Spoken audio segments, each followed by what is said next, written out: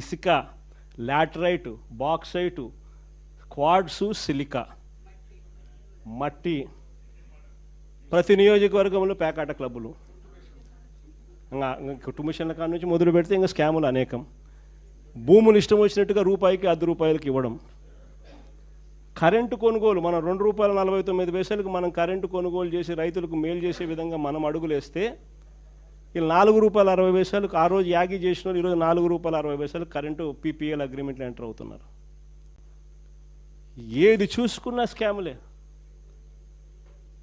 రాష్ట్రానికి రావాల్సిన ఆదాయం రాష్ట్రానికి రావడంలా, దారి మళ్ళీ ఇలా జోబిలేకపోతూ ఉంది. కాబట్టి రాష్ట్రానికి రావాల్సిన ఆదాయాలు తగ్గుతున్నాయి. రాష్ట్ర ఖజానాకు ఆదాయాలు ఎందుకు తగ్గుతున్నాయనంటే ఖజానాకు రావాల్సిన ఆదాయం ఖజానాకు రావడంలా.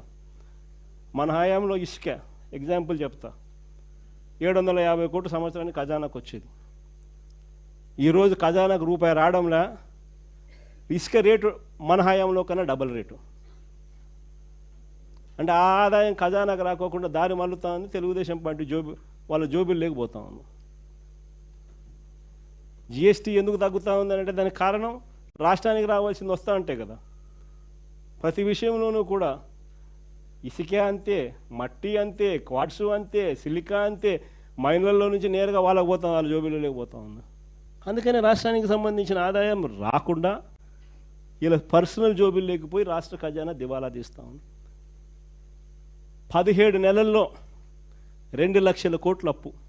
మనం 5 ఏళ్లలో చేసిన అప్పుకు 57% అప్పు కేవలం 16 నెలల్లో. ఈ డబ్బంతా ఎక్కడికి పోతా ఉంది? ఓ స్కీమ్ లేదు, మన పాత స్కీములన్నీ రద్దు, కొత్త స్కీములు ఏవి లేవు. మరి డబ్బంతా ఎక్కడికి పోతా ఉంది? ఎక్కడికి పోతా ఉంది డబ్బంతా? ఎవరి జోబీల్లోకి డబ్బు పోతా ఉంది? నిజంగా ఈరోజు పరిస్థితి రాష్ట్రంలో ఏ స్థాయిలో ఉంది అనేదాన్ని చెప్పడానికి ఎన్ని నిదర్శనాలు. నేను అందుకనే చెప్తా ఉన్నా, ఇలాంటి సమయాలలో చంద్రబాబు నాయుడు చేస్తూ ఉన్నది ఏమిటి అని అంటే ప్రతిదీ డైవర్షన్ పాలిటిక్స్. ప్రజల్లోకి పోయే పరిస్థితి లేదు కాబట్టి ప్రతిదీ కూడా డైవర్షన్ పాలిటిక్స్. ఒక ఇష్యూ ఏదైనా జరుగుతూ ఉంది అని అంటే చాలు, ఆ ఇష్యూ పెద్దది అవుతుంది అని అంటే చాలు దాన్ని బ్రేక్ చేయడం, దాంట్లో నుంచి డైవర్ట్ చేసేయడం. ఆ టాపిక్ డైవర్ట్ చేసే విషయాలలో గుళ్ళు కనిపిస్తాయి, గోపురాలు కనిపిస్తాయి, ఇంకా రకరకాల ఆరోపణలు కనిపిస్తాయి, రకరకాల మనుషుల మీద బురద జల్లే కార్యక్రమాలు కనిపిస్తాయి. ఇవన్నీ కూడా కనిపిస్తూ ఉన్నాయి.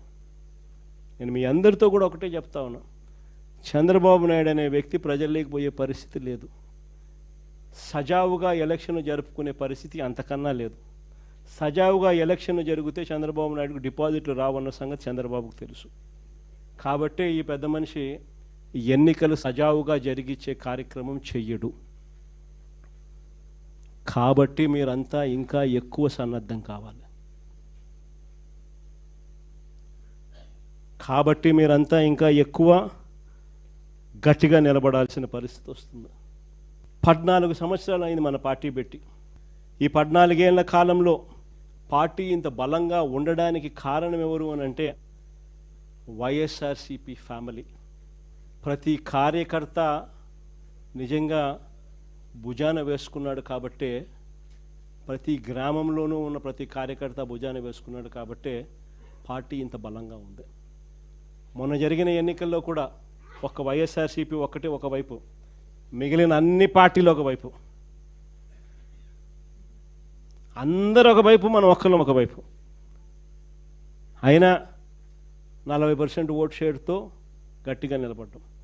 నేను ఒకటే చెప్తా ఉన్నా, ఈ స్థాయిలో మనం నిలబడగలిగాము అని అంటే దానికి కారణం కార్యకర్తలు.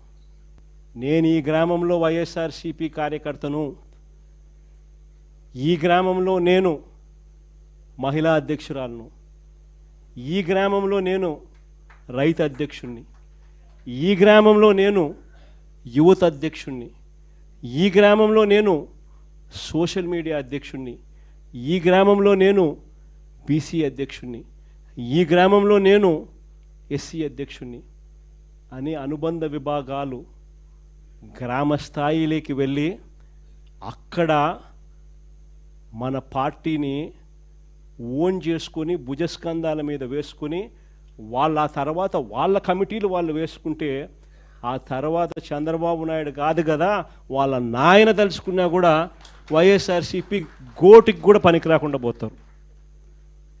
అది మీరు రికగ్నిషన్ ఇవ్వాలి. మీరు ఇవ్వాల్సిన రికగ్నిషన్ అది. చాలా సులభమైన పని. ఇప్పటికే పార్టీని చూస్తే ఇప్పటికే పార్టీ